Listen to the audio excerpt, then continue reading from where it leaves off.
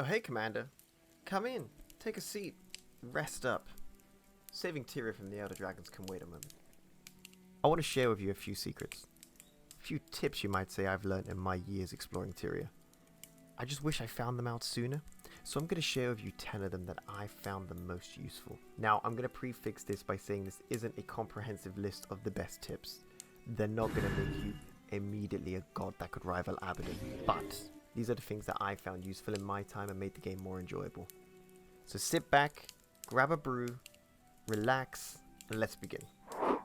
Pick the class you enjoy, not what you think will be useful.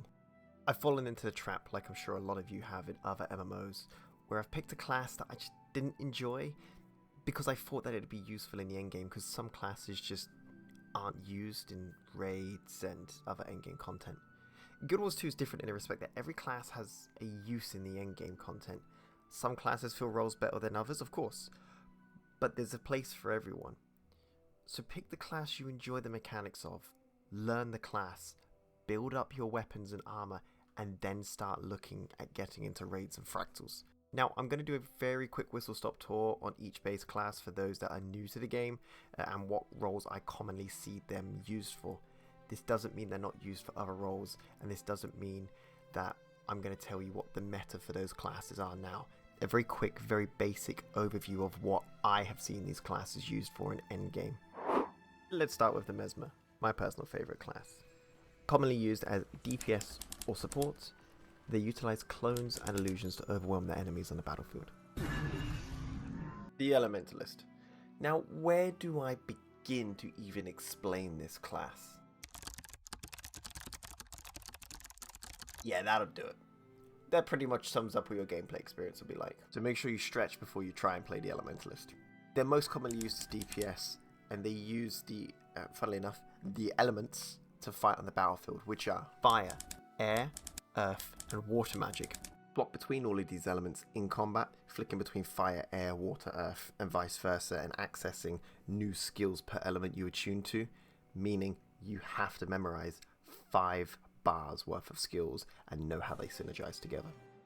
Necromancers, commonly used as DPS or support. Necromancers can summon undead minions to assist them on the battlefield, curse enemies with an array of nasty conditions, or utilize blood magic to drain the life force from the enemy.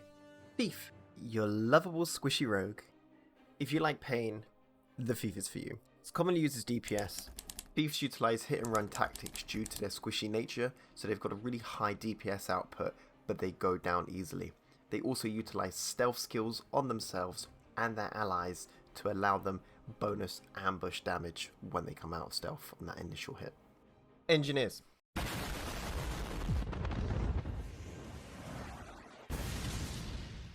Yep, that pretty much sums them up. Engineers are one of the most versatile classes in the game, but they're also very complicated like the Elementalist. I've seen them do DPS, support, healer, pretty much all the roles that this game has to offer in the endgame. Now, they utilize an array of different weapons, gadgets, including mines, grenades, mechs. There's some cool stuff they have access to. But, just like the Elementalist, when you switch to, say, a grenade packet, you've got a whole new set of skills. Then you switch to a healing pack, you've got a whole new array of skills. You switch to a mine pack, you've got a whole new array of skills. You switch to a flamethrower, yes, I said flamethrower, you have a whole different array of skills. They're complicated, but they are probably, in my opinion, one of the most useful classes to have in your party. Ranger, pet dog, shoot bow. The Ranger isn't much different to what you'd expect from any other MMO in playing this class. You have a bow, you have a pet. However, in Guild Wars 2, you do get to run around and collect them like the little Pokemon. So as you go around Tyria, you will find juvenile animals that you can add to your roster. Rangers are commonly used as DPS or healers in the end game, and they utilize long-range weapons, pet abilities, and nature spirits to give them the edge in combat. Warrior. Hit things.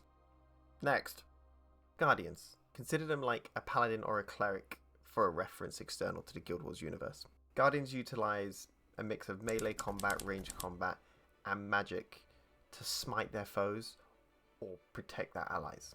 Guardians are often seen in a DPS support or healing role when you're in the endgame content.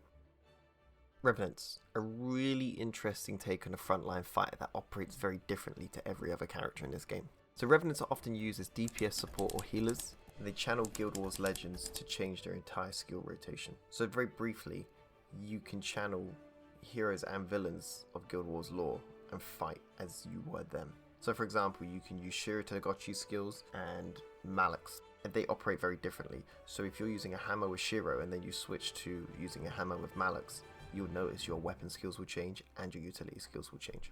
And that's a very brief overview of the classes in Guild Wars 2. If you want me to go through into classes in more detail, let me know in the comments below. And now, finally, let's move on to some more tips. Enable double tap to dodge in your options, so you can just double tap W, A, S or D to dodge, instead of relying on 2 buttons and messing it up when your life depends on it. You've done it! You've hit level 80, you've got that perfect PvE build, but wait, your fractals and raids builds are completely different and you don't remember the traits, so you have to keep looking it up every time. Ah! What do you do? Did you know on your trait screen you can save up to 3 builds by default? That will save your current weapon, utility skills, and traits. So you can have that power DPS, that PvE, and that support build for your raids, all at the click of a button. You can also save up to 2 equipment loadouts as well, so you can swap between that power DPS build and that healing build.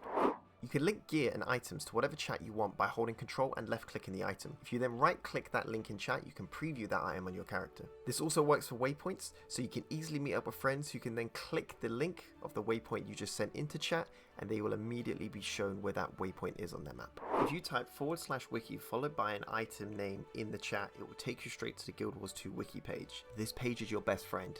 It will tell you how to complete collections for legendary weapons, how to get certain items, how to craft certain things. And there's even an event timer for all the world bosses and all the meta events in the game, so you'll never miss out on what you're looking for. You're coming to the end of completing that map, but you just cannot find that last point of interest and it's just eluding you and you don't know what to do and you know, if you just hover over the little square, it actually highlights it and then it will ping up where it is. Nice, right?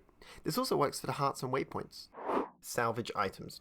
If you're planning on crafting armor, weapons, ascended armor and weapons, or even legendary armor and weapons in the late game, you're going to want to salvage everything that you're not going to either sell or use. You can do that by purchasing salvage kits from a merchant. The more expensive the salvage kit, the more likely you are to get rarer materials. Once you've got your materials, hit the deposit button in your inventory, and that will send your crafting materials straight to your crafting storage in your bank. This stacks up to 250. After that, you'll have to start putting those stacked items into a bank slot. Use the trading post.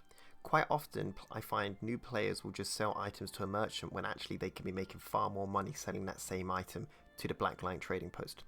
Right-click an item and select Sell at Trading Post. Always compare the price on there that you're going to get compared to the merchant. Otherwise, you're going to be shortchanging yourself. Join a guild and get involved in the Guild Wars 2 community. I cannot stress the importance of this enough. Now, guilds offer a lot of benefits, from bonus XP to bonus magic find and gold find to find those rare items, to weekly guild missions so you can earn unique rewards. But most importantly, you can find a really nice community you vibe with, that you're a safe place for you to ask questions and get help. The Guild Wars 2 community will help you significantly with questions if you have them. Ask them in map chat, I guarantee someone will answer, or at least point you in the right direction to where you can find out that information. The wiki.